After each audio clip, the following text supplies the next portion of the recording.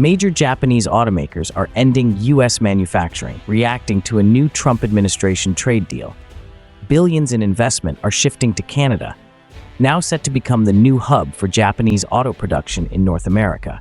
This sudden move threatens local U.S. communities and undercuts hopes of reviving American manufacturing.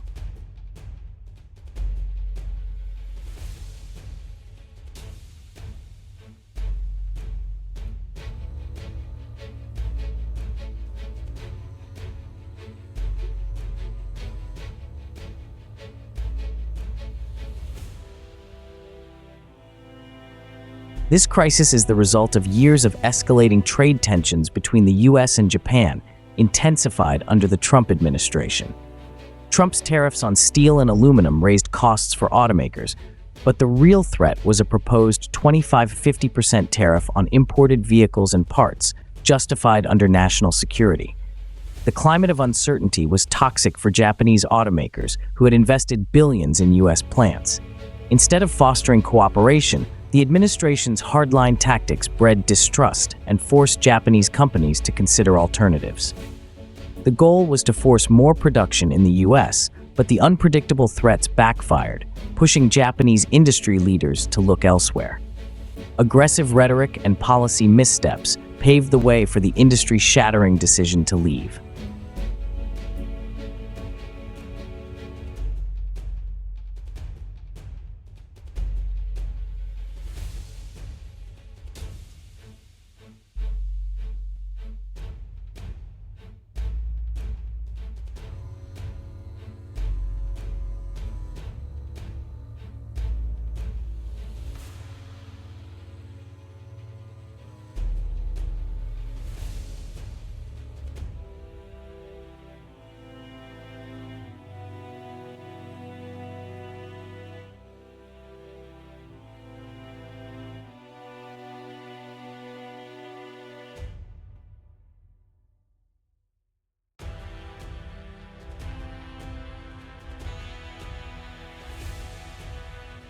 A new trade agreement imposed a permanent 27.5% tariff on all Japanese-made vehicles and parts, even those from Japanese-owned U.S. plants. This destroyed supply chains and made U.S. factories uncompetitive overnight. Japanese automakers called the deal untenable and quickly announced a withdrawal from U.S. manufacturing. Instead of jobs returning, capital and investment shifted to Canada.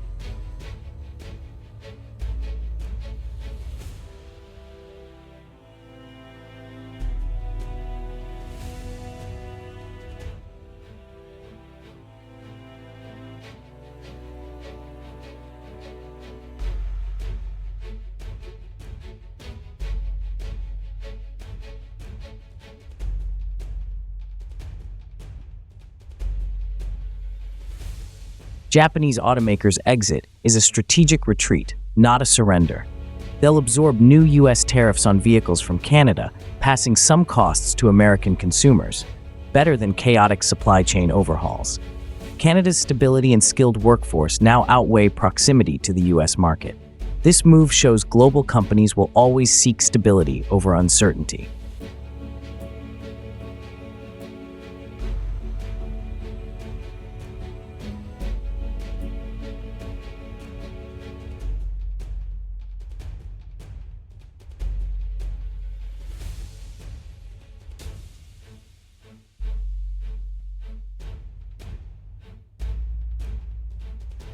The White House calls the Japanese exit a win for Detroit, but the reality is troubling.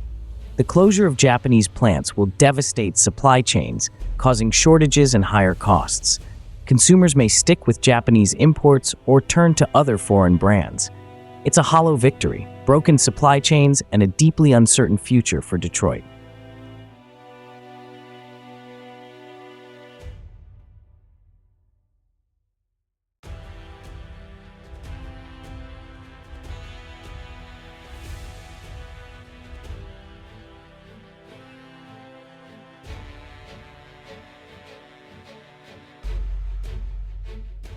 As the U.S. reels, Canada is poised for an industrial boom.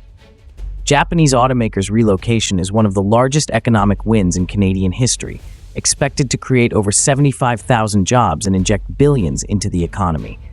This is a historic transfer of industrial might, solidifying Canada's place as a global automotive powerhouse.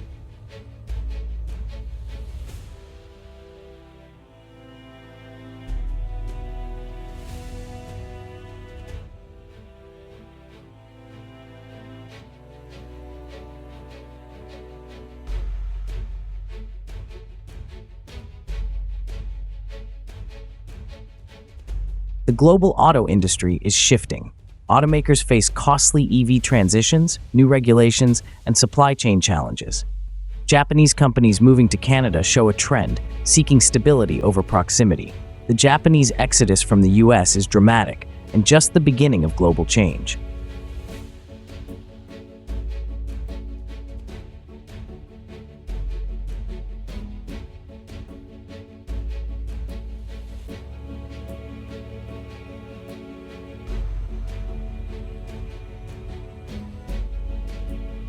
Dr. Emily Vance, a leading trade expert, says the Trump administration misunderstood modern manufacturing.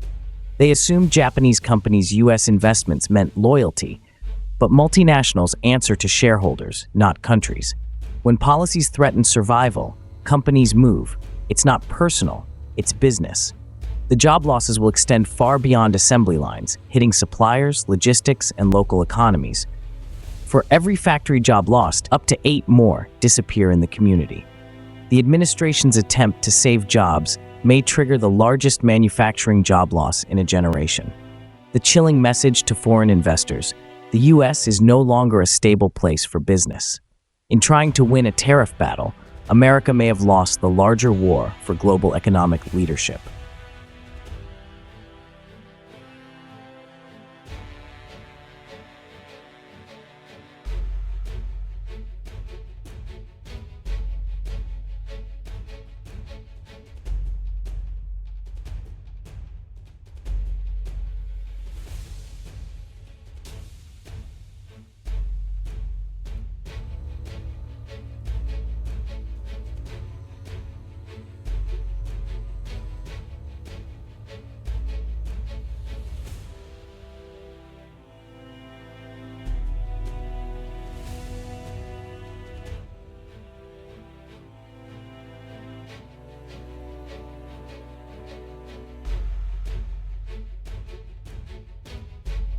The Japanese exit is a landmark event, redefining America's economic landscape.